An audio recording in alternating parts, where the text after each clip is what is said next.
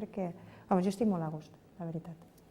Hi ha una qüestió terminològica, però que potser és més que terminològica, que des d'aquí moltes vegades hem dubtat si la utilització del terme països catalans, que de nosaltres aquí, referit al País Valencià, referit a les Illes, referit a la Catalunya del Nord, la utilitzem de la manera, com qui diu, més natural.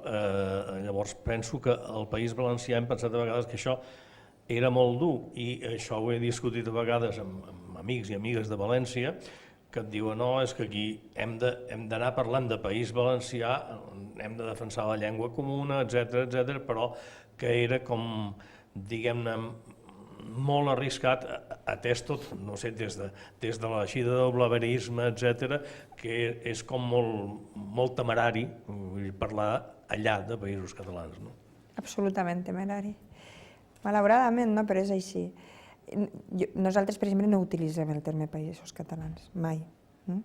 A no ser en actes nostres, de gent amiga i tal, però no s'utilitza perquè una de les coletilles del Partit Popular, a banda del victimisme front a Madrid, és l'anticatalanisme, que és la bandera que es trau quan ja s'han desbocat, i se desboquen prou.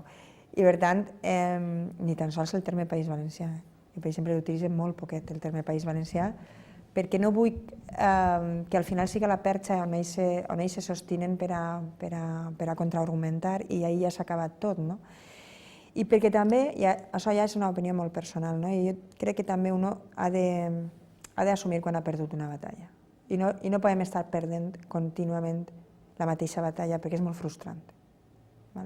Jo sé que això sona molt dur, és molt dur assumir-ho i és molt dur dir-ho, però alguna vegada un ha d'assumir que no pot seguir donant una batalla que sempre perd.